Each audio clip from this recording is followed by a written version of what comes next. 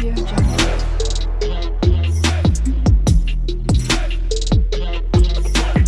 Audio Jungle. Hello! ఈరోజు మనం చాలా ఆసక్తికరమైన ఒక విషయాన్ని విశ్లేషించబోతున్నాం. ఒకప్పుడు బట్టలు ఉతకడమంటే అదొక పెద్ద యుద్ధం. కానీ నేడు జస్ట్ ఒక బటన్ నొక్కితే చాలు, పని పూర్తయిపోతోంది కదా. అసలీ వాషింగ్ మిషన్ పరిణామక్రమం ఎలా జరిగింది? ఇది మన గృహ జీవితాన్ని, మన సమయాన్ని ఎంతగా మార్చివేసిందో ఇప్పుడు డీటెయిల్గా చూద్దాం. సరే, అసలు విషయానికి వద్దాం.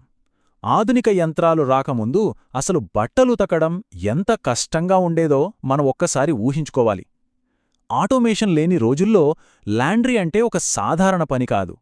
అది విపరీతంగా అలిసిపోయేలా చేసే, ఎంతో సమయాన్ని లాగేసే ఒక సుదీర్ఘమైన పోరాటం.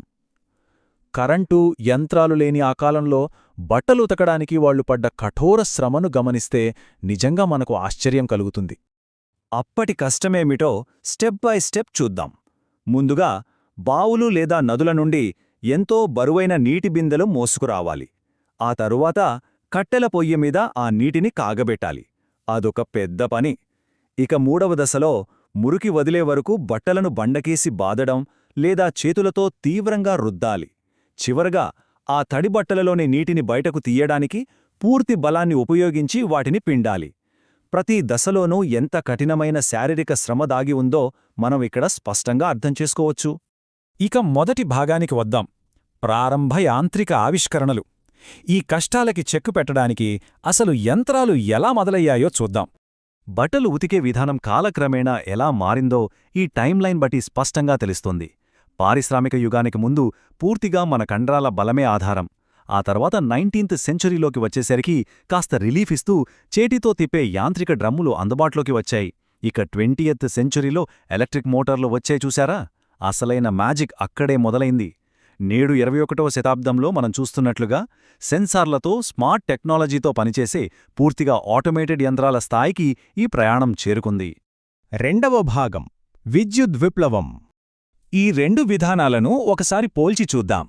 ఒకవైపు పాత పద్ధతిలో గంటల కొద్దీ చెమటోడ్చి, నీటిని వేడిచేసి, కష్టపడి బట్టలు పిండే పరిస్థితి స్పష్టంగా కనిపిస్తోంది.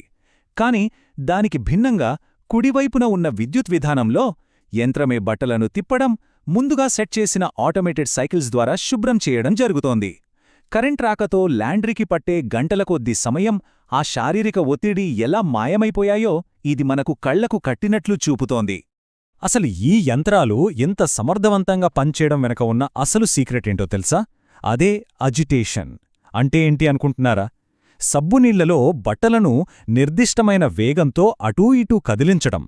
మనం చేతులతో రుద్దే విధానాన్ని ఈ యంత్రాలు ముందుగా కాపీ కొట్టాయి, ఆపై పూర్తిగా ఆ స్థానాన్ని భర్తీ చేశాయి. చేతుల శ్రమ ఏమాత్రం లేకుండా మురికిని వదిలించే ఈ అజిటేషన్ ప్రక్రియే వాషింగ్ మిషన్ల సక్సెస్కి అతి పెద్ద కారణం.